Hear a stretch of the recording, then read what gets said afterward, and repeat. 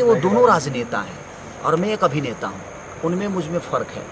वो विवादित स्टेज पे हैं, हम विवादित स्टेज पे नहीं हैं। हम कोरोना काल में लोगों की बातें करें, लोगों की मजबूरी की बातें करें, लोगों की प्रॉब्लम की बातें करें कि अब हम उन दोनों नेताओं के बीच में उलझ जाएं। बट जया जी ने जो भी बोला वो सीनियर है, हमारी मदर हैं वो।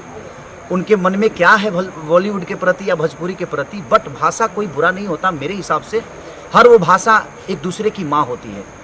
उनके लिए हो सकता है जो भाषा हमारी गलत हो, बट ऐसा अब जया जी ने मैंने सुना नहीं है, इसलिए मैं कोई टिप्पणी नहीं कर सकता।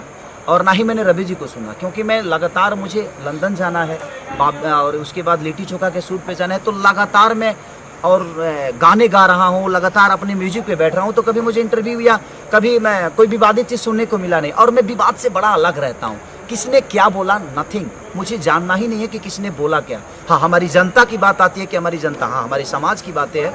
जिस थाली में खाते हैं हम तो उस थाली में छेद करते हैं, तो हिंदी से हमारा दूर दूर तक कोई रिश्ता नहीं है। जिस थाली में वो खाते हैं, जिस थाली में कौन छेद करता है, हिंदी से मेरा दूर दूर का कोई रिश्ता ही नहीं है। मेरी माँ मेरी भोजपुरी है, मेरी भाषा, मेरी जान, मेरी ज़िंदगी मेरी भोजपुरी के लोग हैं। तो मैं अभी जहाँ काम कर रहा हूँ वहाँ तो मैं बड़ा कुशल हूँ। अगर जया उस मदर को क्या लगता है भोजपुरी के बारे में, ये तो मैं कल्पना नहीं कर सकता। उनके विचारधारा है एक भोजपुरी के प्रति, वो हमारे लिए बुरा भी सोचेंगी तो हमारी मदर की तरह है, हमारी माता की तरह है, उनका सम्मान है। और शायद उनका जितना अनुभव है हमारी उम्र भी नहीं हुई, तो मैं कोई टिप्पणी करना नहीं चाहूँगा उनके लिए। नहीं सर, सवाल इसलिए उठ रहा है कि वो भोजपुरी इंडस्ट्री से आते हैं, इसलिए उनको टारगेट किया जा रहा है रवि किशन जी को। आप एक फर्टेनिटी है भोजपुरी के, आप क्या उनके सपोर्ट में? हमारे आदर्श हैं, हमारे पिता की तरह है। रवि भैया के शब्दों में जो चीज़ें होती है हम उनसे हमेशा कुछ ना कुछ सीखते हैं, और वो जवाब दे सकते हैं इसलिए क्योंकि उनका स्टेज है, क्योंकि वो भी राजनेता है, वो भी राजनेता है। तो एक राजनेता का जवाब एक राजनेता देता है तो शायद बेहतर चीज़ें होती है, क्योंकि उनका अपना खुद का एक स्टेज है। हम एक अभिनेता हैं और रवि भैया हमारे स्तंभ हैं। हमारे अगर भोजपुरी के वचन अगर कोई कहे तो हमारे लिए रवि किशन है। चाहे वो देखिए किसी पार्टी से हैं, उससे मुझे कोई लेना देना नहीं है, लेकिन उन्होंने भोजपुरी के लिए बहुत कुछ दिया है, बहुत कुछ किया है।